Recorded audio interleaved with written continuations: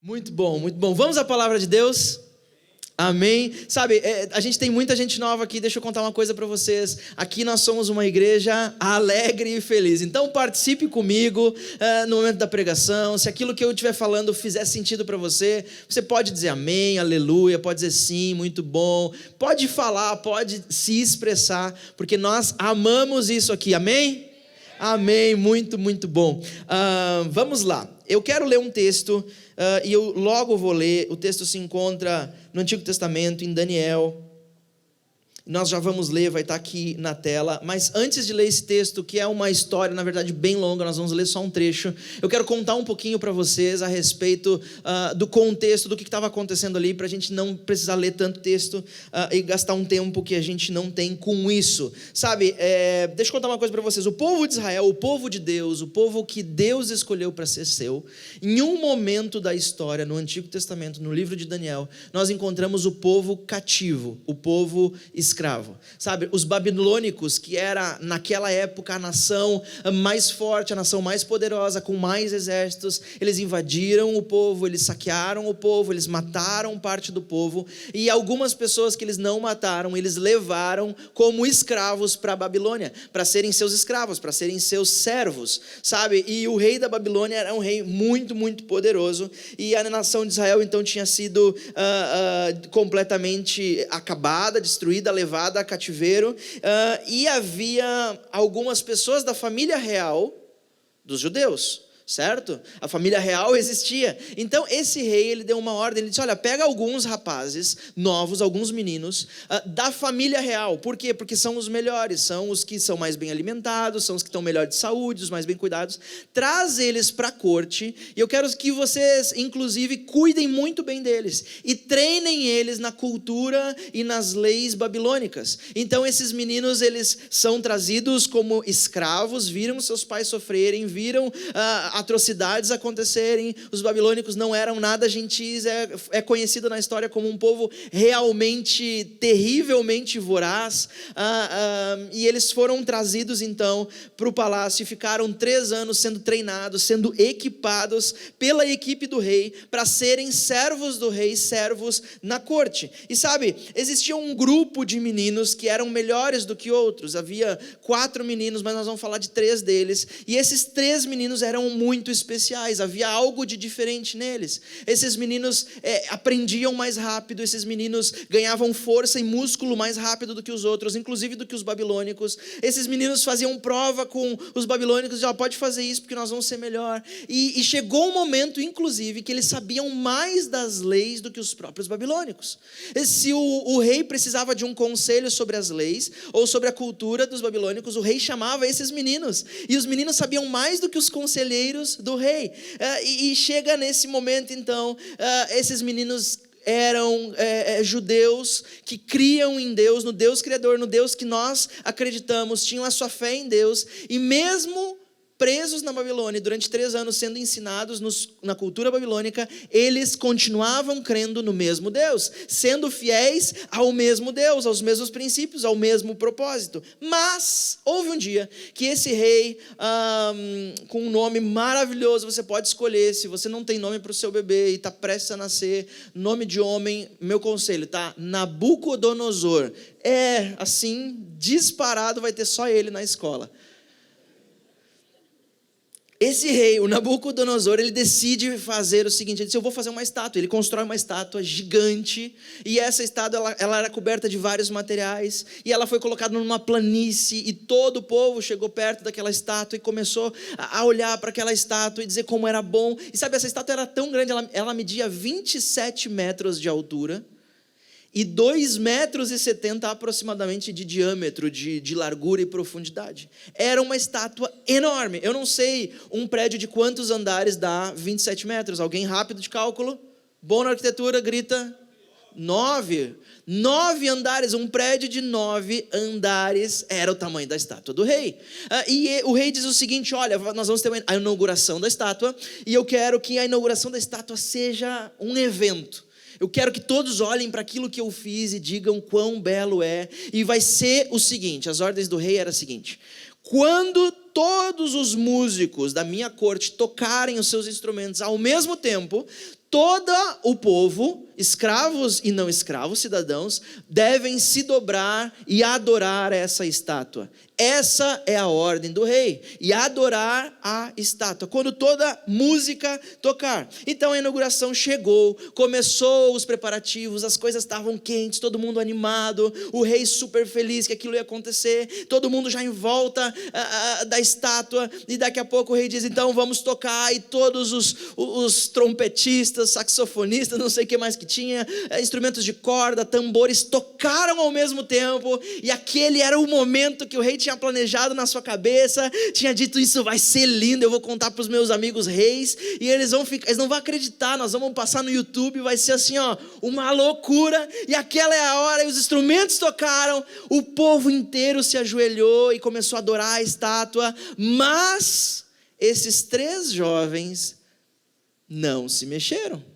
De pé eles estavam, de pé eles continuaram. O rei olhou aquilo, ficou furioso.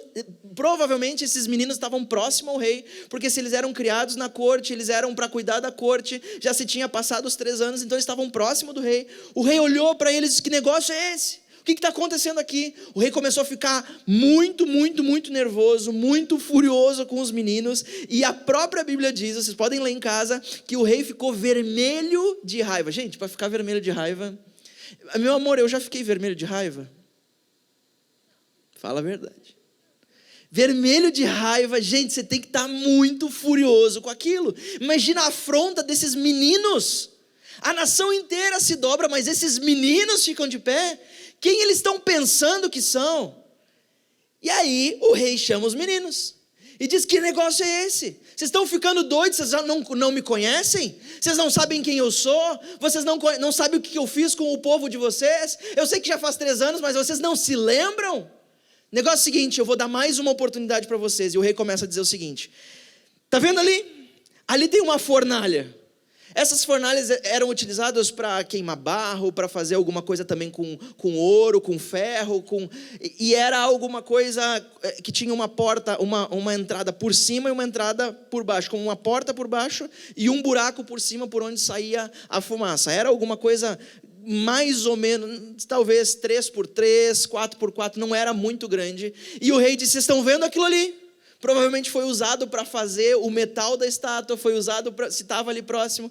Eu vou mandar esquentar esse negócio 7 vezes mais do que o normal, 7 vezes mais fogo, 7 vezes mais calor, e eu vou dar mais uma oportunidade para vocês. Eu vou fazer a banda tocar, e quando tocar eu quero que vocês todos se ajoelhem, vocês 3. E se vocês não se ajoelharem, eu vou jogar vocês lá dentro daquele fogo, e a vida de vocês vai acabar agora. Vocês aguentaram 3 anos para acabar desse jeito. Olha o que os meninos dizem para o rei. No versículo 17. Eu acho que a gente tem para botar na tela. 16, desculpa. Ó rei, nós não precisamos nos defender diante do Senhor. Se o Senhor é nosso Deus, a quem nós servimos, quiser nos livrar, Ele nos livrará da grande fornalha e também das suas mãos. Mas se Ele não nos livrar, saiba que nós nunca serviremos aos seus deuses, nem adoraremos a estátua de ouro que o Senhor levantou. Deu para entender? O meu Deus tem poder para nos livrar disso. Eu não preciso conversar contigo, eu não preciso nem me defender diante de ti. Mas se Ele não quiser livrar, de qualquer maneira, a nossa decisão não muda. A gente vai morrer queimado, mas eu não vou me dobrar a outro Deus a não ser o meu Deus. E eles continuam, e aí o texto continua. O rei fica muito enraivecido. O rei pega eles e joga eles dentro da fornalha. E no versículo 21 nós lemos, assim os 3 jovens foram vestidos com os seus mantos, capas, turbantes e outras roupas, foram bem amarrados com cordas e jogados dentro da grande fornalha. Versículo 24, a gente vai pular. Então o rei Nabucodonosor, que assistia a tudo, os meninos estavam lá dentro, foram jogados lá para dentro do fogo. O rei que assistia a tudo, enquanto os meninos eram para ser queimados, se levantou espantado e perguntou aos seus conselheiros, ei, nós não jogamos 3 homens no fogo? Sim, rei, responderam eles. Mas olhem lá dentro, gritou Nabucodonosor, eu estou vendo 4 homens, e os 4 estão desamarrados, andando pelo fogo, eles nem sequer se queimaram com as chamas. Além disso, o 4º homem parece ser um filho dos deuses. E no versículo 27, todos os príncipes, governadores, oficiais e conselheiros se ajuntaram em volta dos meninos, que eu não falei o nome ainda, Sadraque, Mesaque e Abednego, e viram que o fogo não tinha sequer tocado neles, nem um fio de cabelo havia sido queimado, as suas roupas não estavam queimadas, nem cheiro de fumaça havia neles. Então Nabucodonosor disse: bendito seja o Deus de Sadraque, Mesaque e Abednego, porque ele mandou o seu anjo para salvar os seus servos fiéis, que não quiseram obedecer às ordens do rei e preferiram morrer a adorar outro Deus que não fosse o seu próprio Deus. Escuta o 29. Por causa disso, agora, o rei falando, agora eu baixo um decreto imediatamente, sem consultar ninguém. E ele diz: se qualquer pessoa de qualquer povo, nação ou língua falar uma palavra contra o Deus de Sadraque, Mesaque e Abednego, será cortado em pedaços, a sua casa completamente destruída, porque nenhum outro Deus é capaz de livrar alguém como esse. Depois disso, o rei promoveu Sadraque, Mesaque e Abednego, e eles se tornaram homens importantes na província da Babilônia. Será que nós podemos aplaudir o nome de Deus aqui? Uau! Uau! Sabe, eu amo a coragem desses meninos. Eu amo a coragem e a confiança que eles tinham. Sabe, meninos que tinham uma coragem e uma ousadia, não de meninos, mas de gigantes. Pessoas que acreditavam naquilo que foram formados, acreditavam em Deus, tinham a sua fé, e nem a morte na frente dos olhos deles, nem o calor da morte sentindo na pele, fez eles retrocederem. Sabe a parte que a gente não leu? A parte que diz que a fornalha estava tão quente, porque eles acenderam 7 vezes mais do que o normal. Ela estava tão quente que os soldados que pegaram os 3 moços e jogaram lá para dentro foram queimados pelas labaredas e pelo calor, sem entrar, pela porta de fora. Dessa maneira, nada foi capaz de roubar os seus princípios, nada foi capaz de mudar quem eles eram, nada foi capaz de mudar o DNA deles. Sabe, um dos maiores problemas da humanidade, que eu vejo pelo menos, é que o ser humano está sempre mudando. Não mudando para o bem, não mudando para avançar, mas mudando as suas crenças, mudando aquilo que é formado, mudando os seus princípios, mudando os seus valores, mudando os seus deuses, mudando a sua forma de ver a vida no sentido negativo. As pessoas são o que as empresas querem que elas sejam, são o que os amigos desejam que elas sejam. As pessoas mudam de acordo com o ambiente em que elas estão vivendo. Vocês conhecem pessoas assim? Que infelizmente você olha e diz: caramba, mas ele é de um jeito aqui e ele é do outro jeito ali fora. Ele não tem verdade nele, eu não sei quem ele é. Quantos já se depararam com pessoas que dizem: eu não sei mais quem você é? Porque você acreditava nisso e agora você não acredita mais. Você vivia debaixo desses princípios e agora você jogou tudo no lixo, tudo por água abaixo.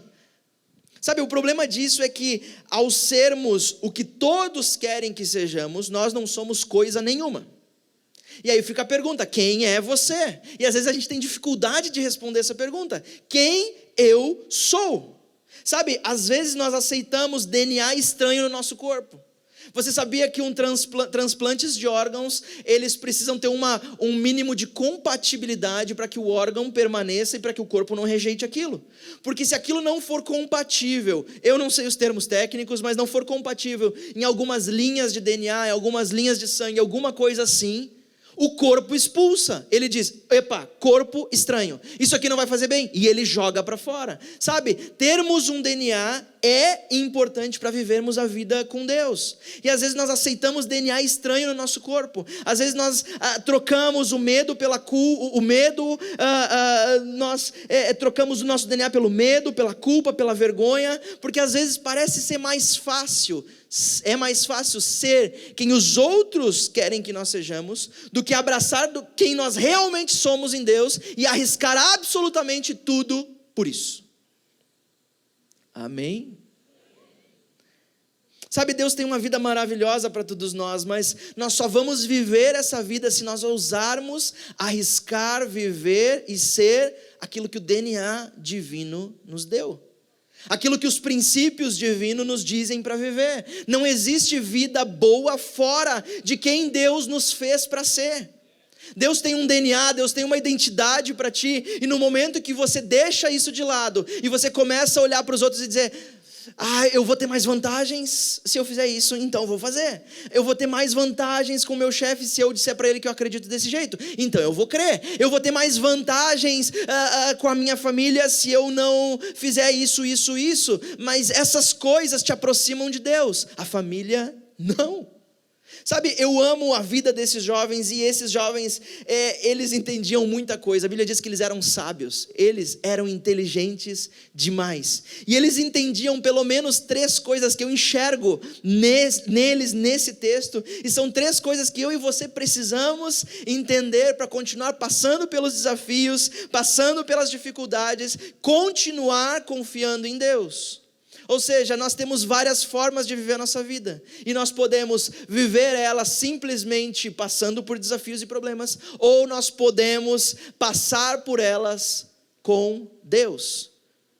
Nós não vamos passar por elas com Deus se nós não mantermos os nossos princípios, não mantermos quem somos em Deus, não mantermos quem Ele diz que nós somos, e acreditarmos naquilo que os outros dizem que nós somos. Vocês estão comigo?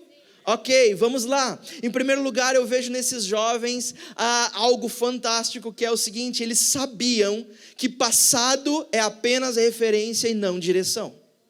Passado é referência e não direção. Os meninos conheciam muito bem o passado.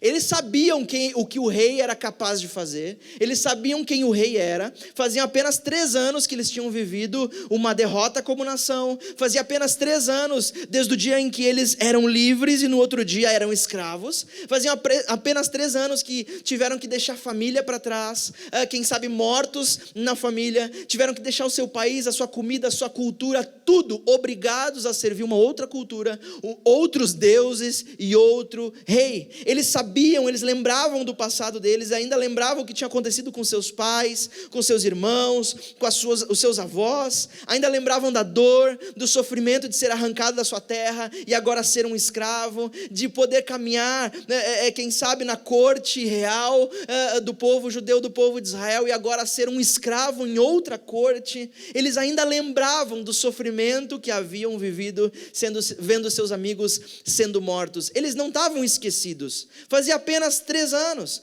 Deixa eu falar uma coisa para você. Se você já precisou ir viver em outro país mesmo, e agora está no Brasil de volta, você sabe como é difícil ser estrangeiro em um país. Sim ou não? Não é simples ser estrangeiro num país, e lá não tem ninguém te perseguindo, você só está estrangeiro, não é o seu país, já é difícil. Imagina você ser escravo num país que você não conhece, contra a sua vontade. Sabe, mas esses meninos sabiam muito bem que passado é apenas referência e não direção. Eu amo essa frase. É muito óbvio isso na nossa vida, mas às vezes a gente esquece. Mas é simplesmente entrar num carro, qualquer carro. Um carro, um caminhão, qualquer um. Você vai ter retrovisores, certo? Mas você também vai ter para-brisa. Qual é o tamanho do para-brisa em relação ao retrovisor? Um retrovisor é muito menor do que o para-brisa. Por quê? Porque aquilo que eu tenho que enxergar, de fato, e não posso tirar o meu olhar em momento nenhum, é o lugar aonde eu estou indo e não da onde eu estou vindo. Porque se você dirigir o seu carro olhando pelo retrovisor, olhando para onde você acabou de passar, você vai bater, você vai morrer e você vai matar pessoas. É por isso que para-brisa é maior do que retrovisor, porque passado é referência e não direção. Sabe, eles não deixaram que o medo do passado, o que eles conheciam, a dor, o sofrimento, mudasse quem eles eram, mudasse quem eles nasceram para ser. 3 anos sendo obrigados a aprender tudo sobre os babilônicos, eram o melhor, mas ainda assim sabiam quem tinham sido criado para ser. Sabe, eu não conheço a tua história, não conheço o teu passado, eu não sei qual é a tua dor, eu não sei qual é o teu sofrimento, não sei o que aconteceu com você até aqui para te trazer aqui, mas deixa eu te falar uma coisa: o teu passado só tem poder de influenciar o teu futuro se você permitir. Então, deixa o passado no passado, usa o passado como referência para olhar para trás e dizer: eu sei aonde eu estava, e eu sei aonde Deus está me levando, eu sei onde eu estou agora, aonde eu estava era pior do que onde eu estou agora, e Deus tem mais para mim. Para de olhar pelo retrovisor e começa a olhar pelo para-brisa. Passado é referência, não é direção. Sabe, por que isso? Por que olhar para frente e não lembrar das coisas do passado? Porque Jesus, Ele vem à terra e Ele diz: eu estou pronto para morrer por vocês. E a minha morte, a minha ressurreição, o que vai fazer é apagar o passado mal de vocês e libertar vocês para correr a corrida em direção a mim, que está no futuro. Sabe, Deus tem mais para você no futuro do que Ele já deu no passado. Passado, deixe no passado, use como referência para te lembrar o que você foi, da onde você veio e para onde Deus está te levando. Quantos podem dizer amém? Não deixe o medo dos teus pais afetar a tua vida. Não deixe o que os teus avós falaram sobre você direcionar o teu caminho. Não permita que aquilo que os outros falaram a seu respeito determine o seu futuro, determine a sua visão de mundo. Continue bem plantado aonde você está, caminhando em direção ao futuro, e deixe o passado no passado. Não permita que as tuas falhas, os teus erros, as tuas frustrações te prendam e não te permitam caminhar para frente. O passado não diz quem você é, o passado diz quem você foi. Apenas Jesus pode dizer quem você é e aquilo que você será. Então confie em Jesus e caminhe adiante. Em segundo lugar, deixa eu falar uma coisa para vocês. Esses meninos sabiam que fé não funciona com garantias naturais. Fé não funciona com garantias naturais. Esses meninos tinham um problema para resolver. O problema, na verdade, era bem simples de resolver. Não haviam muitas decisões a se tomar. Ou eles obedeciam o rei, se dobravam, adoravam um outro Deus que não o Deus deles, agradavam o rei, mas desagradavam a Deus, feriam os seus princípios, feriam o seu DNA, envergonhavam a nação da onde eles estavam vindo, acabava com as suas convicções, ou eles desobedeciam o rei e obedeciam a Deus, não adoravam uma estátua, não adoravam outro Deus, aquilo feria o seu princípio. De fato, esse é o primeiro mandamento, e eles sabiam muito bem disso. Só o Senhor teu Deus adorarás, e só a Ele prestarás culto. De maneira nenhuma você vai se dobrar diante de um Deus falso, de outro Deus, porque um só Deus. E essa era a escolha. Obedecendo o rei, eles viviam, mas quebravam seus princípios. Mas viviam mais um dia para contar histórias. Desobedecendo o rei, eles morriam, mas mantinham os seus princípios. São duas escolhas. Não é difícil tomar, desde que você saiba quem você é e quem você foi criado para ser. E eles sabiam que esse dilema era preciso resolver. Que dilema? Talvez nós podemos pensar: dilema nenhum, não tem dilema algum aqui, está claro, é óbvio, a melhor opção é se dobra na estátua, que negócio que tem, é só se dobrar um pouquinho, um joelhinho ali, você vai viver. Você não vai morrer, você vai continuar comendo do bom e do melhor, você vai continuar cantando, você vai continuar vivendo a sua vida, a morte está batendo na porta, não tem escolha. Talvez nós pensaríamos isso. A única garantia que vocês têm agora, meus meninos, é se dobrar. É a única coisa que vocês podem ver. Vocês estão sentindo o calor do fogo? Se vocês não se dobrar, morte. Se você se dobrar, vida. Tá tudo certo. Vocês ainda podem contar uma história para o rei e dizer: rei, desculpa, a gente não entendeu o decreto, por isso que a gente não se dobrou, tá tudo certo agora. Talvez nós pensaríamos isso, que essa seria a única garantia de vida que os meninos teriam, que seria aceitar a proposta do rei. Deixa eu falar uma coisa: fé não é algo que nós podemos ver, mas é a garantia daquilo que nós não podemos ver, mas podemos confiar. Todos viam a fornalha acesa, mas eles não viam apenas a fornalha acesa, eles viam o Deus vivo que era capaz de livrar eles, e que se mesmo que não livrasse, ainda seria o melhor do que se dobrar a um Deus estranho. Eles viam um Deus que era maior que a fornalha, maior do que os soldados, maior do que aquela nação, maior do que aquele rei. E eles simplesmente dizem: rei, nós nem vamos nos defender diante de ti. Começa assim: nós nem vamos falar nada. Eu só vou te contar, o negócio é o seguinte: nós não vamos dobrar nada. Você faz o que você quiser e deixa que meu Deus faz o que Ele quiser. E o que Ele quiser, ainda assim vai ser o melhor para mim. Deixa eu falar uma coisa para vocês, meus irmãos, minhas irmãs, meus amigos, família: princípios não mudam, são eternos. Se mudam, não são princípios, são ideias. Princípios não mudam. Muitas pessoas dizem: eu vivo por princípios cristãos, e nem vem à igreja. Muitos aí nem cristãos são, mas eu vivo por princípios bíblicos. Isso não são princípios, isso são ideias. E assim que houver uma ideia que te faz ganhar mais dinheiro, que te faz ser mais aceito, que te faz ser mais poderoso, você muda, porque você não tem princípio, você tem ideias. Princípios não mudam nem diante da morte. Princípios se vive. Não é um sentimento, não é uma mercadoria. Eu tenho princípios. Princípios se vive, é uma decisão de vida. Princípios são pilares que se constroem, que nós construímos na nossa vida. Não são opiniões, não é um lifestyle saudável. São certezas eternas que nos guiam para uma direção, a direção de Jesus. Deixa eu te falar uma coisa, eu não sei o que você está vivendo, mas não ceda à pressão. Não ceda à pressão, tome uma decisão. Não ceda à pressão, mas tome uma decisão. Todos vão te pressionar para tomar uma decisão covarde, a decisão mais simples, a decisão que quem sabe vai te dar mais visibilidade, mas você sabe que aquela não é a decisão certa. Você sabe que aquilo não foi o que Deus te chamou para fazer, aquilo não foi o que Deus te chamou para ser.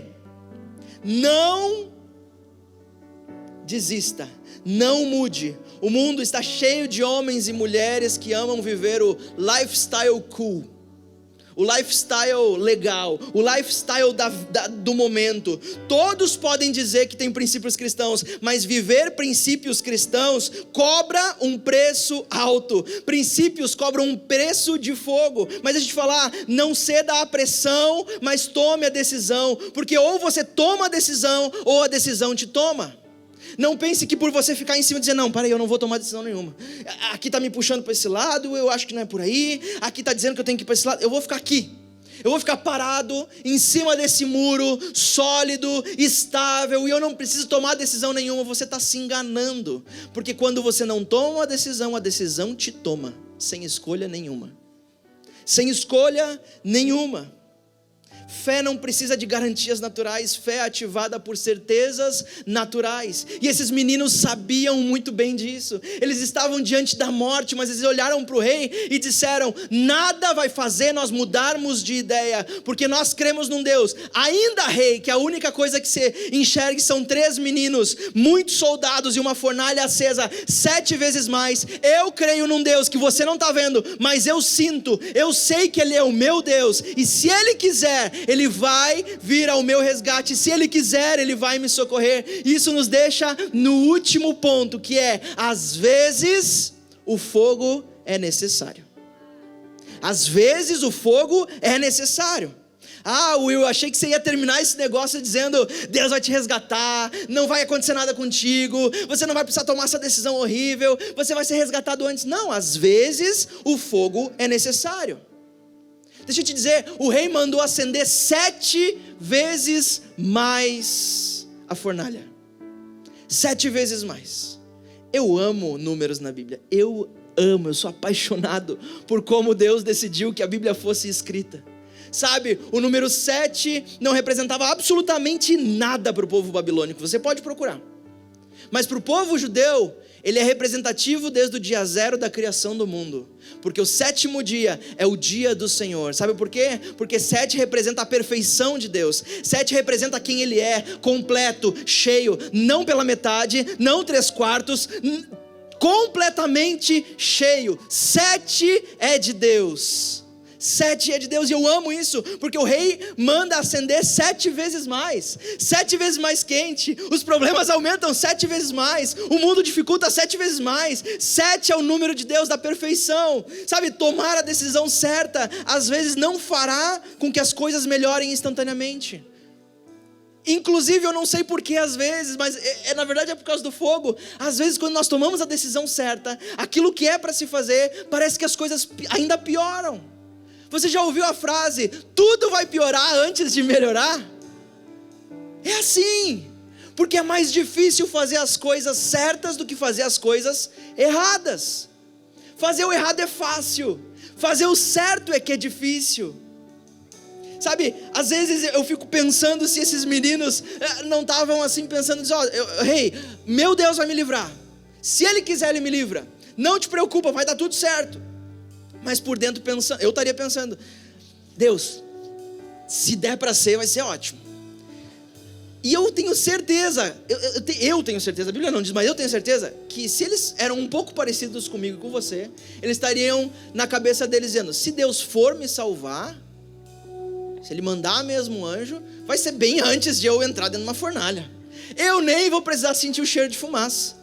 Vai ser bem antes, o anjo vai passar aqui, vai descer numa vaca voadora, vai pegar uma espada, vai cortar todo mundo, vai nos levar no cavalo, na vaca, né? Não é no cavalo, e nós vamos ser salvos, nós não vamos nem ver a fornalha, nem vai acontecer, porque se Deus for fazer, vai ser desse jeito. Quantas vezes a gente pensa assim? Não, Deus vai vir no meu resgate. Você já começa a pensar em casa, não, porque Deus vai vir e Ele vai fazer desse jeito, eu não vou precisar nem passar pela cirurgia para descobrirem que eu não tenho câncer, porque eu confio em Deus, eles vão fazer um exame e nem vai precisar da cirurgia. Às vezes precisa. Eu vou entrar nesse negócio e eu nem vou precisar, nem vou ser demitido, eu já vou direto para outro patamar. Às vezes precisa. E a gente pensa que Deus vai agir conforme nós queremos. Nós somos assim. Um exame antes da cirurgia pode nos salvar. Uma música fará eu vencer o vício. Uma ida na igreja, tudo vai melhorar. Uma ligação me dizendo que eu não vou precisar mais passar por aquela cirurgia. E pronto, tudo vai acontecer. Eu não vou ver fogo, eu não vou sentir cheiro de fumaça. Deus vai me salvar antes de tudo acontecer. Mas às vezes é preciso entrar no fogo. Às vezes o fogo é necessário. Sabe de uma coisa? Eu acho incrível esse texto. Eu acho incrível essa história. Porque diz que eles acenderam 7 vezes. Mas deixa eu te falar uma coisa. O homem até pode tentar imitar o 7. 7 é só Deus. Pode botar 7 vezes mais de problema, 7 vezes mais de carga, 7 vezes mais de dificuldade, 7 vezes mais de incomodação. Mas o 7 do ser humano não é mesmo 7. É só uma tentativa de imitar aquilo que só Deus é. E o texto diz que de repente o rei se levanta do trono e pergunta, não foram 3 que nós jogamos lá dentro? Sim, claro que foram. Por que eu estou vendo 4 então? Será que eu estou com um problema nos meus olhos? O que está acontecendo lá dentro? Rei, você está bem? Rei, a gente também está vendo. Tem 4 mesmo, como é que isso é possível? E o rei continua, e eles estão todos amarrados, vocês não amarraram eles? Amarramos. Vocês não deram nó? Sim. Vocês não aqueceram 7 vezes mais? Sim. Mas tem um quarto lá dentro, e eles estão passeando lá dentro. Eu não sei se eles estavam de mão dada, eu não sei o que é passear lá dentro, mas parado eles não estavam. Eles estavam dando uma voltinha pelo calor, na temperatura ambiente do inferno, mas eles estavam dando uma voltinha dentro da fornalha. E se tem o 4º homem lá dentro, e ele é parecido como o filho dos deuses. Deixa eu te falar uma coisa, ainda que você esteja sentindo o calor do fogo, ainda que você tenha as suas mãos amarradas pelos problemas, pelas decisões, pelas dificuldades, ainda que tenham deixado 7 vezes mais quente, 7 vezes mais difícil, 7 vezes maior o seu problema, 7 vezes mais impossível a solução, confie, porque Jesus é o dono do 7, Ele é a perfeição, Ele é o único perfeito, e Ele está caminhando no fogo com você.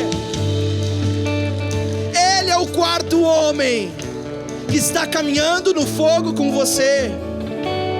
Às vezes Deus te tira antes do fogo da situação, mas às vezes o fogo é necessário. Ainda que você pense que não, às vezes o fogo é necessário. Você não vai se queimar, os seus cabelos não vão se queimar, nem cheiro de fumaça você vai pegar. Apenas as cordas que te amarravam dos problemas vão ser queimadas. Eu amo esse texto. Eu imagino esses rapazes dentro da fornalha, o fogo pegando, eu acho que quando eles foram jogados, eu acho que é uma atitude natural do ser humano. Você é jogado num lugar que você sabe que você vai morrer, você deve fechar os olhos, se contrair todo, porque você vai morrer. É uma situação que, imagina alguém jogando você dentro do fogo, você faz isso. E eu imagino os 3 fazendo isso, sendo jogados lá dentro. E ao invés de cair, eles conseguem ficar de pé. Eles começam a abrir os olhos e começam a ver que está tudo laranja. Eles olham em volta e dizem: a gente está aqui dentro mesmo?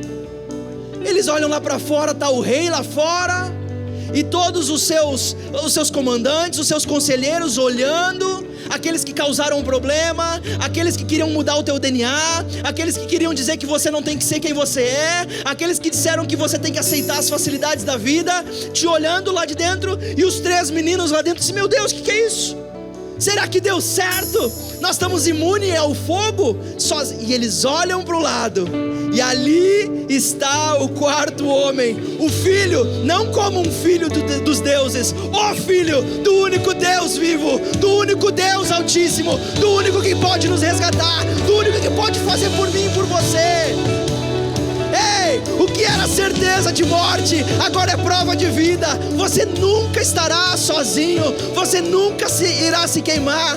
Tudo que vem para você para queimar a sua vida vai desaparecer. O seu passado não é referência, seu passado é referência, não direção. Não perca as esperanças, tenha fé. E por último, o fogo não é confortável, mas é necessário. Sabe por quê? Porque o fogo, ele pode provar a glória de Deus na tua vida. E depois de você sair caminhando pelo fogo, como se nada tivesse acontecido, as pessoas à tua volta vão começar a dizer: olha, deixa eu dizer uma coisa para vocês. Com certeza, bendito seja o Deus de Sadraque, Mesaque e Abednego. Com certeza, bendito seja o nome do Deus da Débora, do Pedro, do João, da Mariana, do Caio.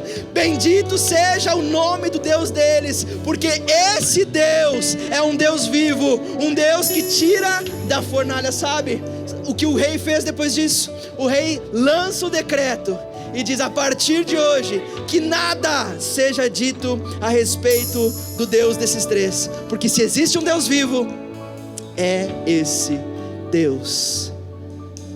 Você tem um DNA, você tem um princípio que Deus plantou em você na criação. Você não pode abandonar isso. Não abandone, não desista, não vire as costas. Mantenha-se firme em quem você é, em quem você foi feito para ser. Ainda que a morte bata na tua porta, ainda que os pesadelos apareçam na segunda-feira, diga para os pesadelos, diga para a morte: olha, faz o que você quiser comigo, mas eu não vou mudar quem sou. Eu não vou desistir do Deus que é o meu Criador. Não vou desistir do Jesus que morreu por mim, o Jesus que me amou, porque se Ele quiser, Ele vai me tirar dessa situação. Em nome de Jesus, amém e amém. Será que nós podemos ficar em pé?